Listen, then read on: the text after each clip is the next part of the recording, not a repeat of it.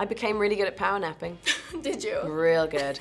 And it sort of plays well with your... Emily Blunt's latest film, The Girl on the Train, is a true labyrinth of emotions. Blunt plays Rachel Wilson, a troubled divorcee who spends her days drowning her sorrows in alcohol and traveling to and from Manhattan for the sole purpose of the view.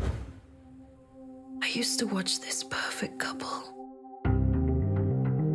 They were the embodiment of true love. Let's talk about perception. In the movie, we learn about how we perceive different people's lives and how we think some people have the perfect life and maybe at home it's not really like that, right? Yeah, I mean, I think that we all tend to idealize other people's lives. I think that we want to see behind closed doors. We want to see what happens in people's lives. And I guess we're surrounded by images of perfection nowadays on social media and various other aspects. We're just bombarded by images of the grass is greener. And yet I think the truth of what's going on in people's lives is ultimately very different from what's projected out there or what we project onto them. What happened that night in the tunnel? Tell me the truth.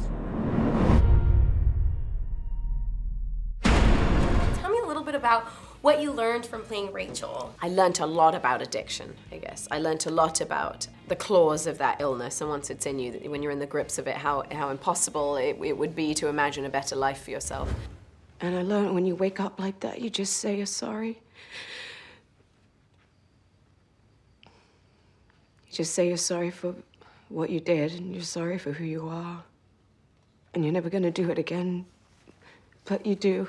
You do it again. I think that's a mindset I hadn't previously understood, and therefore it was a voyage of discovery with this character. But those voyeuristic tendencies she has, I think we all have them to varying degrees. So I think that element of her was a part of her that I understood. Have you ever had to pretend something just to kind of hush off the paparazzi? Well, I mean, there's an element of, you are ultimately rather uncomfortable and on edge if you're being followed by paparazzi. You can't just be yourself having a romantic night out like you're suddenly sort of frozen with fear. While her character Rachel was intoxicated the entire film, Blunt says it wasn't too challenging shooting pregnant and embodying this role at the same time. Well, because you can't drink for 9 months, so you might as well pretend, right? Sure, I might as well pretend, exactly. Yeah. It was, I became really good at power napping. Did you? Real good. I didn't get sick, just the sort of fatigue with that first trimester into the second trimester, you sort of like...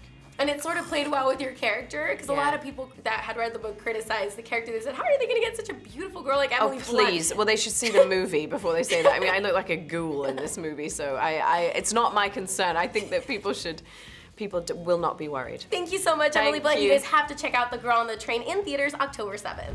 Did you murder Megan Hipwell? No. How could you be so... I'm not the girl I used to be.